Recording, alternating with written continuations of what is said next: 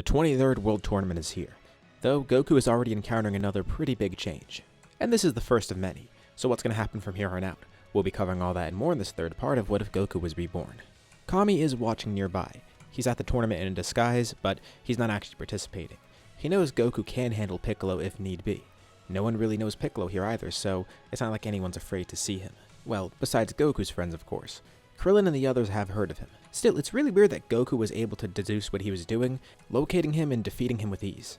So while they know of Piccolo, they don't know how much of a threat he truly is. Some of them do get to fight Piccolo in the tournament, and it's clear that he's really strong. But of course, the final match is Goku versus Piccolo. Goku has trained for 3 years, but Piccolo says he's been training a bunch. Essentially 24/7 he's been training, just in order to kill Goku here. And he'll win the tournament while he's at it. And once he does, he'll continue his plans of world domination. And Goku's glad to hear this. He's not actually going to die here, but he's glad to hear Piccolo's trained a bunch. Who knows? Maybe this Piccolo is stronger than Piccolo Jr. from when Goku fought him before. As the fight begins, it becomes pretty clear that Piccolo is the strongest person on Earth, if you don't include Goku at least. Piccolo tells Goku to not hold back, and he wants Goku to transform. But Goku wants to fight like this a little bit longer. He is holding back by not transforming, not even using Kaioken or anything. And this kinda does piss Piccolo off because he's not sure if Goku's mocking him or if he truly is that far beyond him where he doesn't need to use his full power. But the two continue fighting, and eventually Goku obliges, going Super Saiyan, surprising everyone there who doesn't know him. The others have actually seen this transformation already. He never called it Super Saiyan because not everyone knows he's an alien. He just called it Super Goku for now. Piccolo launches a full power Masenko at Goku and he simply flicks it away. Then teleporting right next to Piccolo, tapping him on the shoulder, sending him flying out of the ring, eliminating him just like that. Piccolo's embarrassed, thinking Goku's gonna kill him here. He can't believe he actually lost, even with all that training, and getting his youth back. But Goku keeps his promise. He told Piccolo he wasn't gonna kill him if he didn't cause trouble. Besides, Piccolo does make for a good rival here. Of course, Goku is so far beyond everyone at this point that no one's too much of a challenge, but it's nice knowing someone's trying his hardest to catch up to Goku. But Piccolo has one question. In that alternate version of his life, where he was reincarnated into another Piccolo, did he win the tournament? Well, Goku says the tournament was really close. Piccolo Jr. almost did win, and Piccolo assumes this means he's weaker than his son. But no, Goku's just really strong, and he says King Piccolo's even stronger than that Piccolo that he fought. Though Piccolo wonders if anyone else knows Goku's secret, and Goku's actually surprised that Piccolo didn't tell anyone. Not like that would really benefit him anyways. Goku says that Kami and Roshi do, plus some other people that Piccolo doesn't know, but for the most part, nobody knows. Goku does definitely want to fight him again and wants him to grow a lot stronger. He's pretty similar to the other Piccolo, which does make sense after all, they're kind of the same person. But he gives Piccolo a tip, explaining the technique that the other Piccolo wanted to use to kill him. He doesn't know how to do it himself, but he explains how the special beam cannon was performed. And Piccolo likes this idea. Interesting. He'll definitely train to get that, though Goku's a little too confident teaching him his own technique. Apparently that did kill him in the alternate timeline, so Piccolo will be sure to use it to kill him here. He declares that one day he will finally kill Goku. Sure. Piccolo goes off on his own, and Goku's crowned as the champion of the tournament once more. 3 in a row is a pretty good number, but he doesn't need to participate in any others from now on. Well, he's gonna skip the next, because he knows Mr. Satan's supposed to go to the next one and become the champion there. Plus, winning 3 tournaments in a row gets a lot of attention on him, which he doesn't really need. He goes off with Chi-Chi, and they get married. It's not like it takes much for them to get married. At some point, he probably would even tell Chi-Chi about his story too. It only feels right. She has the same reaction as everyone else. Knowing her, she'd probably even find it flattering. Even in this alternate timeline, Goku made sure to find her. Well, Goku kinda knew that it would come to be anyways. Again, he just had to meet Chi-Chi like once in the past, and then again at the 23rd World Tournament. Personally, I imagine like Goku was planning on fighting her after this tournament if she didn't show up. He met her once here and barely interacted with her, but I guess the way I'm gonna do it here is, since she already knew who he was, and gets to see more of him after he wins 2 world tournaments in a row, she decides to pursue him. Goku barely has to do anything here, which is good. He has no Riz, and he didn't want to make it weird. But she found him, and it looks like they're destined to be together. Surprisingly, getting married here is really hard to screw up and is probably the easiest thing he has to do. The only real change with their marriage is that Grandpa Gohan's gonna live with them. Goku's just as close to Gohan as he was in his past life. And even with all the bad that comes along with being sent back like this, it's really nice to have Grandpa Gohan with him along the way. He is pretty old, and I'd assume that Roshi would have him take the same herb that he does to live for a long time. Goku and Chi-Chi then have a kid, and he's still named Gohan. And this also answers another question for Goku. When he got sent back, he was wondering if anyone else was sent back just like him, reborn in the same exact way. Piccolo didn't seem to remember anything, but that was sorta a different Piccolo, so maybe that was why. But with Gohan, he just seems like a normal baby. And as he grows, it's clear that he's just the same Gohan as he was as a kid. Piccolo, Gohan, Vegeta, and Broly, none of them were sent back with him, even though they were present when Fuse sent him back. he has no reason to think anyone else was sent back either besides those 4. So it truly is just him here. But he's confident, and he's content. Things are going his way. He's reliving his life, basically on New Game Plus. He's already grown so much stronger, and he's prevented so many bad things too. But he has to be a little careful. He doesn't remember every single detail of his life, so it's going to be hard to ensure things go similarly and don't change too much further down the road. Goku even starts to train Gohan early. He explains Gohan's power to Chi-Chi and how he actually became successful as a scholar regardless, so the training won't really impact him too much. She's excited to hear this, but what type of a scholar is he? Gohan went to school and did well, and even got further education, but he studies bugs. Really? Bugs? Well, Chi-Chi's at least glad to hear that he's smart and successful. That's all she ever wanted with his education, so as long as Goku's absolutely positive he'll turn out that way, she'll allow him to train Gohan. He even lets it slip that he still grew up pretty normally, even with being kidnapped and trips to another planet. Well, yeah, but Goku promises that's not going to happen here. That was only because he died. Goku died? Yeah, 2 times actually. Twice? Chi-Chi doesn't want to hear any more about his other life. 5 years have passed since the tournament. Goku's now going to have a reunion at Kame House. Goku has actually told Chi-Chi he's an alien, and Roshi obviously knows, but Roshi is the only one who actually knows that somebody else is going to show up here. Goku's brother. And when Goku arrives on the island, he has a big reveal for everyone. First of all, he has a son. And second, well, Roshi interrupts him, telling Goku he's not too sure if it's right to tell them. He's an alien. Oh, Roshi thought he was going to spill the secret about his past and everything.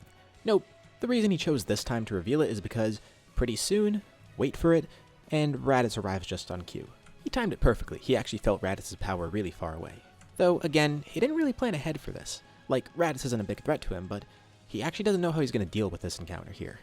Raditz lands on the island, greeting his brother, and Goku greets him too. Good. He seems to remember.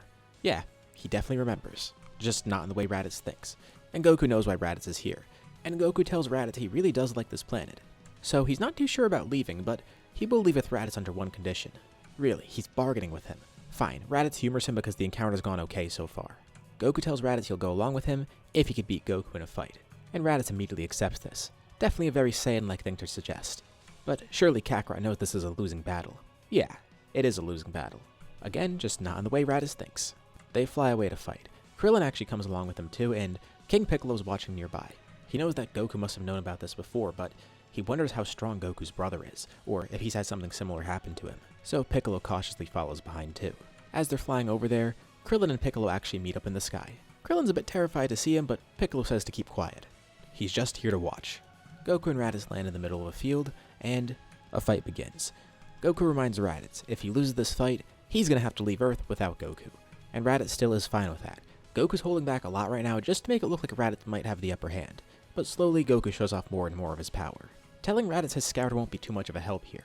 Goku knows he originally did kill Raditz for what he did, but obviously he didn't do that here, and he's not really concerned about Raditz right now. The fight itself is easy for Goku, but he doesn't know how he's going to end it. Goku does get an easy win, and Raditz gets ready to leave, but then Goku remembers. So he doesn't really have a reason to kill Raditz. Plus, it's not really like him to do that. He's so far above Raditz at this point that it doesn't really feel fair to do it. It's kind of slimy. He beat him, and that's all that matters. Plus, other things have gone differently here, so it makes him wonder if something can go different with Raditz too. But he also remembers that if Raditz goes off into space, Vegeta will probably just kill him, just like he did Nappa. He doesn't have use for a Saiyan like that after all. At least Raditz is in good shape here, but still, Vegeta would probably kill him just for being weak. But if he keeps Raditz on Earth, that might change a lot of his own future. Plus, Vegeta doesn't know about the Dragon Ball, so he won't come to Earth. Maybe he would come to fight Goku, but Goku needs to ensure that Vegeta comes here. Raditz actually keeps his word and leaves, mainly because he knows there's no way he's going to win here, and he doesn't really want to die right now. But as he's heading to his space pod, Goku yells out at him.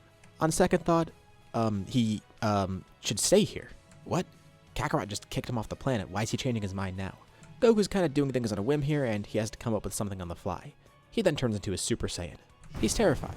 Thankfully, his scouter's not trying to read Goku's power level right now, otherwise it would immediately explode. Goku actually wants him to transmit this.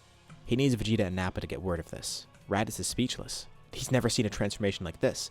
Is he a Super Saiyan? Yeah. He is the Super Saiyan of legend, and he comes up with a really lame threat. If the other two Saiyans don't come to Earth, he'll track them down. Yeah. He'll track them down and he'll kill them. Yes.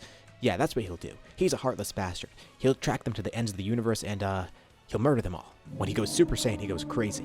Oh yeah, and he adds, the prince, he's nothing compared to his low-class might. That's it. Well, he doesn't need to convince Raditz anymore. Raditz stays here, partially because he's terrified, partially because Goku tells him to stay here, and partially because he basically views Goku as God right now. He is the Super Saiyan of legend after all. Goku probably should have planned this out earlier, just like with King Piccolo. Also, this might actually lead Frieza to Earth since he's spying on everyone. But by now, Goku's way stronger than Frieza, so he's not worried. For a comparison of his power, I'd say at this point Goku's probably comparable to where he was at the beginning of the Android saga, maybe right after Yardrat, which I think is pretty fair. It's not too absurd, but still a very reasonable boost considering his head start and the fact that he got Super Saiyan so early on. He actually does have Super Saiyan 2 by now, but he doesn't have any need for it. So yeah, he's definitely way beyond Frieza, even with just regular Super Saiyan, even with Kaioken. All that's important to Goku is that he brings Vegeta to Earth next. But now Raditz is here too, and he doesn't know what's going to happen with Nappa either, same for Frieza. Plus, there's another loose end. Goku senses Piccolo nearby. Oh yeah, the Piccolo stuff is kind of working out. It's really just Piccolo, but he looks a bit different, so by now he's calmed down about that and he thinks this will still work. So now he has two enemies here that weren't here originally. At least Piccolo kinda was, but Raditz was dead by this point, and so was Goku actually. But Vegeta and Nappa head to Earth, telling Raditz they'll be there in about a year. Goku steals the scouter and threatens them too, saying he has Raditz as a hostage.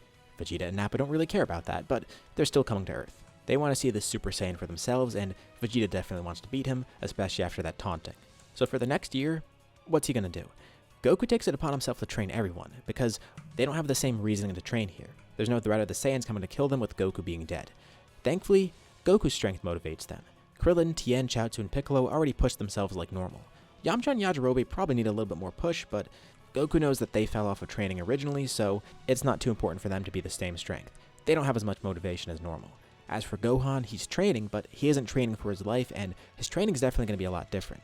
Though, even though he did have more training with Piccolo because he was solely focused on training by being in the middle of the wilderness, Goku's training is probably going to be a lot more effective. Gohan's already adjusted to it, and Goku's a better teacher for him. Plus, he could have Roshi train Gohan a bit, and maybe even Kami. So, things are changing up a lot, but Goku thinks he has it all under control. Although, Goku does remember something really big. Yamcha and Bulma are still together. It's not like he could play matchmaker and break that up, but he knows Bulma played a big role turning Vegeta good. Plus, they are a pretty good couple in general, and them not being together means no Trunks or Bra. Oh crap. Is he gonna get the heart virus and have no medicine? That time travel stuff is still hard to wrap his head around, especially with how everything's changed. Actually, will he even get the heart virus in general? Well, either way, as much as he hates to think this about his friend, he hopes Yamcha fumbles the bag here. Of course, Frieza was spying on everyone. No Dragon Balls means no Namek arc here, but Frieza is actually going to come to Earth just like Goku expected. He knows about the Super Saiyan and wants to get rid of him. After those other Saiyans go to Earth, Frieza is going to go there to finish the job. Hopefully the Saiyans just kill each other. He spied on Raditz already, but spying on Vegeta and Nappa will tell him how strong that Saiyan on Earth is. And if they don't kill each other, Frieza will just finish the job himself. It shouldn't be too tough. A year passes, and Vegeta and Nappa arrive on Earth, with Frieza spying on them far out in space. With that, we'll leave off here for now. What'd you guys think about this part? What's going to happen next? Leave your thoughts and ideas in the comments below. I'd love to see what you guys think. As usual, be sure to drop a like and subscribe if you haven't already. It really does help out the channel, and it shows me you want to see more like this. Anyways, thank you all for watching, and I'll see you all in my next video.